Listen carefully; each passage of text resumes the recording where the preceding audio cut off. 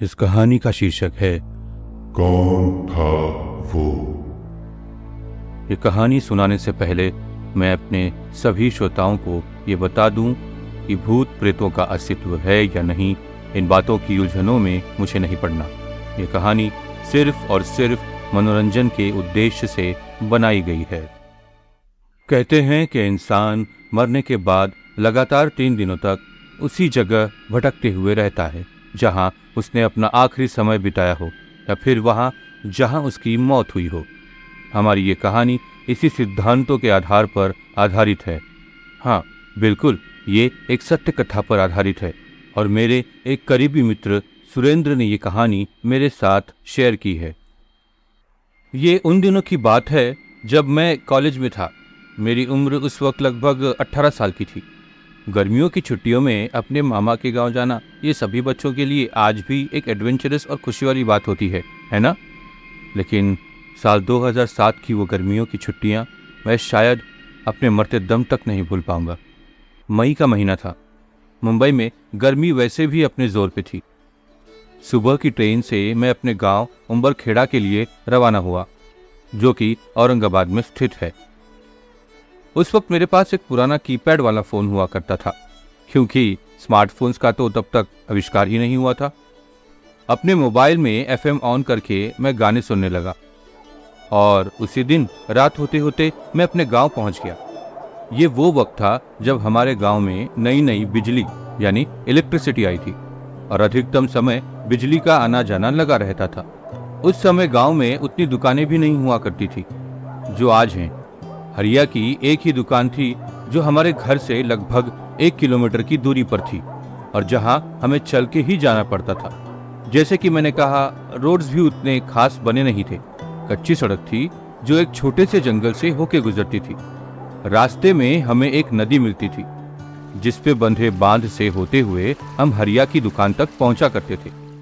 गांव में वैसे तो करीब करीब 200 से 250 परिवार रहते थे जो खेतीबाड़ी करके अपना गुजारा कर लिया करते थे, लेकिन उनमें से कुछ 6 या 7 परिवार ऐसे भी थे कि जिनके पास जमीनें नहीं थी, तो वो अपने घरों में शराब बनाकर बेचा करते थे। ये चलन पुराना था, आज ये सब बंद हो चुका है। खैर, शराब बनाकर उसे बेचना, इसी से उनका गुजारा हुआ करता था, क्योंकि उस वक्त आज जैसी सुविधाएं या अवसर नहीं थे। उन घरों में मेरे मामा का भी एक घर शामिल था। मेरे मामा और मामी यही काम किया करते थे और जब मैं छुट्टियों में जाता तो उनका हाथ बटा दिया करता था। एक दिन मामा ने मुझसे कहा, सुरेंद्र, मेरा एक काम करोगे बेटा? मैंने हामी भर दी। मामा ने कहा, बेटा जरा हरिया की दुकान से कुछ घर का सामान ले आना है, ला दोगे? मैं चला जाता, पर घर के पिछले हिस्से में बाड़े का कुछ काम चल रहा है और मेरा रहना भी जरूरी है। उस पर मैंने कहा, आप फिक्र न करें मामा, मैं चला जाऊंगा। बस आप मुझे क्या सामान ले आना है उसकी लिस्ट दे दो, मैं ले आऊंगा। मामा ने जो लिस्ट तैयार की थी वो और उसके साथ कुछ रुपए दिए और कहा, ये लो, लेकिन एक बात याद रहे, जो नदी के बांध के पास एक बरगद का पेड़ है ना, वहां रुकना नहीं, कुछ भी हो। क्या मामा, आप भी इन सब बातों में विश्वास रखते हो? मामा ने कहा, बेटा मैं जानता हूं इन सब बातों पर तुम्हारा विश्वास नहीं है, पर हम यहाँ बरसों से रह रहे हैं। जो हमें पता है वो अगर हम हमारे आने वाले मेहमानों को ना बताएं तो अच्छी बात नहीं। बस तुम्हें आगाह कर रहा हूं। ठीक है मामा, जैसे आप कहो। अच्छा, अब मैं चलूं? अच्छा सुन, अपना फोन साथ ले जाना मत भूलना। जी मामा। और ये कहकर मैं अपनी मंजिल यानी हरिया की दुकान की ओर चल पड़ा। रास्ते में एक छोटा जंगल पड़ता था। उसे पार करते हुए मैं नदी के पास पहुंचा और वहां का नजारा देख के तो मैं जैसे हो ही गया। इतना सुंदर और दिल लुभा देने वाला नजारा हमें मुंबई जैसे शहर में कहाँ देखने को मिलता है। और ऐसे ही उस नज़ारे का लुत्फ उठाते हुए मैं नदी पे बंधे बांध पर से गुजरा और जैसे ही बांध के छोर पे पहुंचा, एक बड़ा सा बरगद का पेड़ अपनी भुजाएं फैलाए खड़ा था, मानो मेरे ही स्वागत में खड़ा हो, जैसे मुझे गले लगाना चाहता हो। बस यही सोचते हुए मैं आगे बढ़ ही रहा था कि मुझे एक अजीब सी बदबू महसूस हुई। इतनी भयानक थी वो बदबू, मानो कोई जानवर मरा पड़ा हो। लेकिन वो बदबू अलग ही थी। मुझमें एक उत्सुकता जागी कि कहाँ से आ रही है ये बदबू, और मैं उसका पीछा करते हुए आगे बढ़ने लगा। अचानक मुझे उसी बरगद के पेड़ के ऊपर बहुत सारे कौवे मंडराते हुए दिखाई पड़े, जो एक ही जगह गोल गोल घूम रहे थे। पहले मुझे लगा कि शायद कोई पंछी या सांप मरा पड़ा होगा पेड़ पे, तो इसलिए ये कौवे ऐसे मंडरा रहे हैं। मैं उन्हीं को देख रहा था और देखते हुए मेरी नज़र आहिस्ता आहिस्ता पेड़ के नीचे की तरफ आ रही थी। और मैं क्या देखता हूँ कि एक आदमी उस बरगद के पेड़ के शाखाओं के बीच इस तरह जकड़ा हुआ था मानो वो उस पेड़ पर चढ़ रहा हो। मैंने उसे आवाज लगाई, अरे भाई क्या हुआ, इस पेड़ पर क्यों चढ़ रहे हो, क्या बात है? पर उसकी तरफ से कोई जवाब नहीं आया। फिर से मैंने उसे आवाज लगाई, पर फिर कोई जवाब नहीं आया। करीब करीब 1 मिनट तक ऐसे ही देखने पर मुझे लगा ये माजरा कुछ और ही है, और मैं पेड़ के दूसरे छोर की तरफ उस आदमी को देखते हुए बढ़ने लगा। जैसे ही मैं आगे बढ़ा वही बदबू और ज्यादा बढ़ गई, पर मेरी उत्सुकता अब उस दुर्गंध से ज्यादा बढ़ चुकी थी। मैं आगे बढ़ते जा रहा था।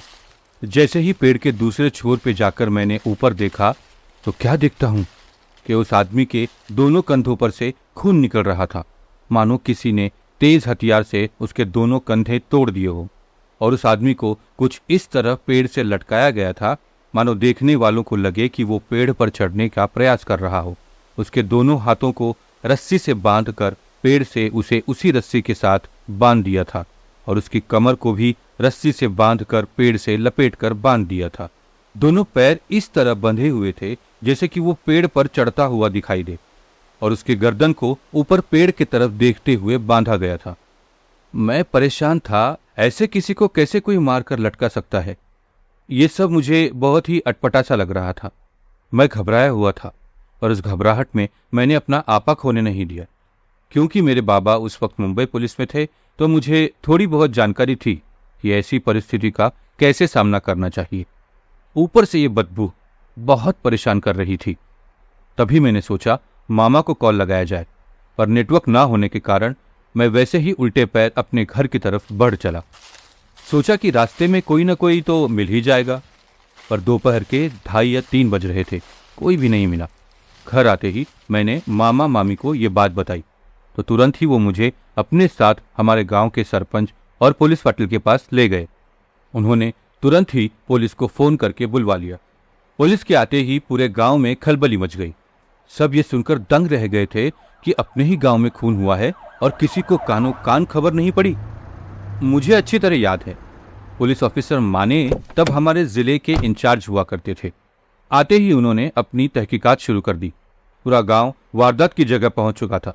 सभी को बारी बारी बुलाकर उस लाश की शिनाख्त करवाई गई, पर कोई भी उसे पहचान न सका, और न ही कोई शिनाख्ती कार्ड या कोई पर्स उस लाश के पास से बरामद हुआ था।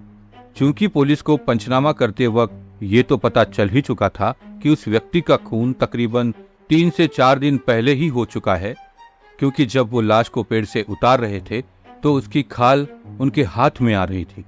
जैसे कि उस बॉडी की हालत थी, उसको देखते हुए पुलिस ऑफिसर माने ने उसी जगह उस लाश का पोस्टमार्टम करने का निर्णय लिया, और पोस्टमार्टम टीम को भी वहीं बुलवा लिया। पोस्टमार्टम की टीम आते ही पोस्टमार्टम की प्रक्रिया शुरू हुई। वैसे तो पुलिस इंस्पेक्टर माने ने पहले ही सभी गांव वालों को जाने को कह दिया था, पर पोस्टमार्टम आखिर होता क्या है, कैसे करते हैं, इसकी उत्सुकता ने सभी गांव वालों को वहां रुकने पर मजबूर कर दिया। उस व्यक्ति की लाश से जो दुर्गंध फैली हुई थी, अब तो उसकी हद पार हो चुकी थी। 4 कपड़ों के दीवार के बीच पोस्टमार्टम शुरू हुआ। जैसे ही पहला चिरा लाश के पेट पर लगा, पूरी आंतड़ियां उसके पेट से बाहर आ गई, और उसके बाद दुर्गंध 4 गुना बढ़ गई थी। कई लोगों ने तो जगह पर ही उल्टियां कर दी, और कई औरतें चक्कर खाकर गिर पड़ी। इंस्पेक्टर माने ने फिर से सभी को चिल्लाकर जाने को कहा, और सभी वहां से लौट गए, सिवाय मेरे, पुलिस पाटिल और सरपंच जी के। हम तीनों एक कोने में खड़े होकर सब देख रहे थे। पोस्टमार्टम खत्म होते ही लाश को ले जाया गया, और इंस्पेक्टर माने ने कहा, सरपंच जी, हम इस लाश को ज्यादा दिन तक नहीं रख सकते, क्योंकि ये अब सड़ने लगी है। वैसे तो 30 दिन का वक्त होता है शिनाख्ती का, लेकिन इस लाश की हालत ऐसी है कि इसे जल्द से जल्द क्रियाकर्म की जरूरत है। बस इतना सुनना था कि हमारे सरपंच जी ने आगे आकर कहा कि साहिब देखो, अगर कोई आता है तो ठीक है, वरना मैं इस गांव का सरपंच होने के नाते ये कहना चाहता हूँ कि अगर कोई भी इस लाश को ना पहचान पाया तो हम गांव वाले ही इसका क्रियाक्रम कर देंगे। वैसे ये एक पुण्य का ही काम होगा, है ना? इंस्पेक्टर माने ने उस वक्त हामी भर दी और हमें भी जाने को कह दिया। हम तीनों थके हारे अपने अपने घर लौट आए। उस दिन पूरे गांव में एक अजीब सा सन्नाटा छाया हुआ था, मानो सभी को सांप सूंघ गया हो। इस घटना को अब 3 दिन बीत चुके थे और सरपंच जी ने सभी को पंचायत में बुला के यह ऐलान कर दिया कि उस लाश का कोई वारिस नहीं मिला है। और जैसे मैंने इंस्पेक्टर साहब को वादा किया था, हम सभी गांव वाले मिलकर उसका क्रियाक्रम कर देंगे जैसे हमारे विधिनुसार होगा। और सभी गांव वालों ने हामी भर दी। जो कि ये एक पुण्य का काम था, सभी गांव वालों ने अपनी अपनी तरफ से जो बन पड़ता था सब किया। जैसे ही इंस्पेक्टर माने का कॉल सरपंच जी को आया, उन्होंने हम सभी को बुलवा लिया और हम शमशान भूमि की तरफ चल पड़े। गांव वालों ने जो भी क्रियाक्रम का सामान खरीदा था वो भी साथ में ले लिया। थोड़ी ही देर में हम शमशान भूमि पहुंच चुके थे।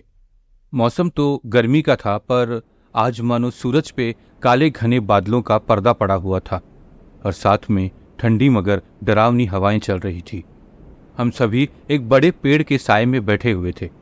तभी हमें एम्बुलेंस के सायरन की आवाज सुनाई पड़ी और हम सब जल्दी जल्दी आगे बढ़े। इस बीच मेरी नज़र एम्बुलेंस के छत पर पड़ी, जहां एक काला कौवा बैठा हुआ था। शायद वो किसी ने देखा या नहीं ये मुझे पता नहीं, मगर मेरी नज़र उस कौवे से हट ही नहीं रही थी। वो कौवा दूसरे कौवों के मुकाबले बेहद काला था और उसकी आंखें गहरी काली थी। मैं उसकी आंखों में लगातार देखे जा रहा था कि अचानक मेरे कानों में मामा की आवाज सुनाई पड़ी। सुरेंद्र, सुरेंद्र, अरे क्या हुआ तुझे?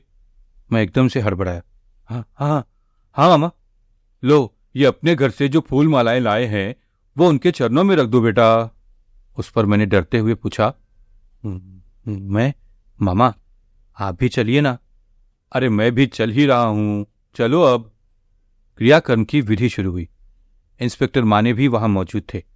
जहां चिता का प्रबंध किया गया था वहीं एक रूखा सा पेड़ था और मैं क्या देखता हूं कि वही कौवा उस पेड़ पर बैठे हुए पूरी विधियों को देखे जा रहा था, चुपचाप, बिना कोई आवाज किए। ये मेरे लिए एक अचंभित कर देने वाली बात थी कि एक कौवा एकदम से ऐसे चुप कैसे रह सकता है। खैर, मैं उसी के साथ साथ सारी विधियों को भी देखे जा रहा था। अंतिम विधि होते ही जैसे ही मैंने उसी पेड़ पर नजर दौड़ाई तो क्या देखता हूं, वहां वो कौवा नहीं था। वो ऐसे गायब हुआ जैसे कभी आया ही नहीं था। उस लाश का क्रियाक्रम करके हम सभी गांव वाले अपने अपने घर लौटे और अपने अपने कामों में फिर से जुट गए। शाम होते होते मामा ने शराब बनाने का काम शुरू कर दिया। हम तीनों अपने अपने कामों में व्यस्त थे। थोड़ी ही देर में रात हो गई और हमने खाना खा लिया, लेकिन शराब बनाने का काम अब भी चल रहा था। उसी पल मुझे लघु शंका आई तो मैंने मामा से कहा, मैं घर के पिछवाड़े लघु शंका करके आता हूं मामा। मामा ने मुझे एक टॉर्च थमा दी और कहा, संभल के जाना। वो रात अमावस की थी। इतना काला घना अंधेरा था कि कुछ भी दिखाई नहीं पड़ रहा था। मैंने टॉर्च जलाई और घर के पिछवाड़े थोड़ी दूर चला गया, लेकिन जब मैं थोड़े ही आगे गया था तभी मुझे किसी चीज़ की आवाज़ आने लगी। ऐसी आवाज़ जैसे कोई हथौड़े से कील ठोक रहा हो। जैसे ही मैं आगे बढ़ा वो आवाज़ और तेज़ होने लगी।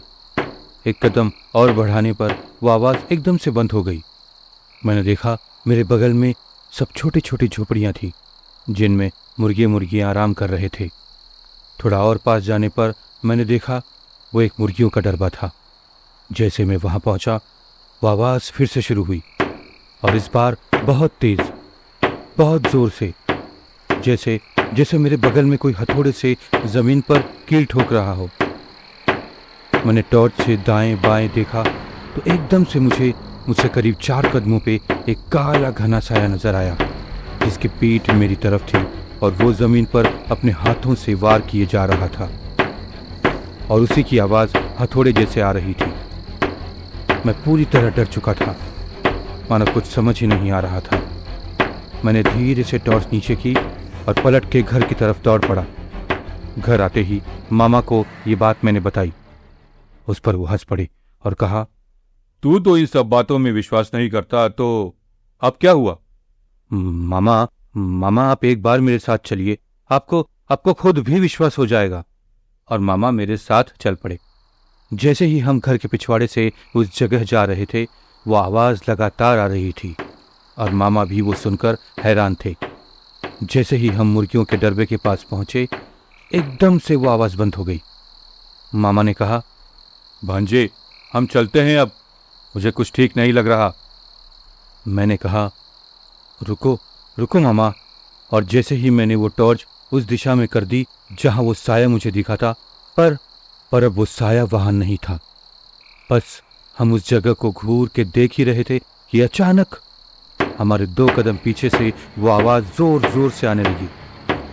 जैसे ही मैंने टॉर्च उस दिशा में की, वही भयानक काला घना साया एकदम से हमारे आगे 2 कदम पर ही अपने हाथों से जमीन पर जोर जोर से कुछ पीट रहा था, मानो जमीन में कुछ काट रहा हो। मामा ने मुझे आहिस्ते से इशारा किया वहां से निकल जाने के लिए, और हम दोनों वैसे ही भाग निकले। मामा ने भागते हुए कहा, देख सुरेंद्र, आज अमावस की रात है, जो कि इन शक्तियों को बहुत ज्यादा ताकत देती है। हम चाहकर भी ये नहीं जान पाएंगे कि वो क्या चीज है, समझा? तू भाग। और हम जैसे तैसे घर पहुंचे। घर पहुंचते ही मामी को भी हमने ये सारा किस्सा बताया। मामी ने झट से पिछला दरवाजा बंद कर दिया और वहां लोहे की नाल गाड़ दी, जो बहुत पहले से ही उस दरवाजे पर लगी रहती थी। सब काम खत्म करके हम सोने जा ही रहे थे कि हमें फिर से वो आवाजें सुनाई देने लगी, और इस बार मामी भी वो आवाज सुन सकती थी। दूसरे ही दिन मैंने और मामा ने जाकर उस झोपड़ी के मालिक से बात की, तो पता चला कि वहां मुर्गियों के अलावा और कुछ नहीं है। वो जगह हमारे घर से ज्यादा दूर नहीं है, तो चोरी होने का भी डर नहीं था, इसलिए वहां किसी को रखवाली के लिए भी नहीं रखा था। हम दोनों हैरान थे। हमने उनसे ये भी पूछा कि क्या कल आधी रात बीते उन्होंने कोई अजीब या अलग सी आवाज सुनी हो, पर नहीं, उन्होंने कोई आवाज नहीं सुनी थी। उनका घर हमसे काफी दूरी पर होने के कारण उन्हें कोई आवाज सुनाई नहीं दी थी। खैर, आने वाले 3 दिनों तक लगातार हमें आधी रात बीतने पर वो आवाजें सुनाई देती थी, पर जैसे ही हमने उस अनजान व्यक्ति के क्रियाक्रम के बाद उसके तीजे की सारी विधियां कर ली, उस रात से अपने आप वो आवाजें बंद हो गईं।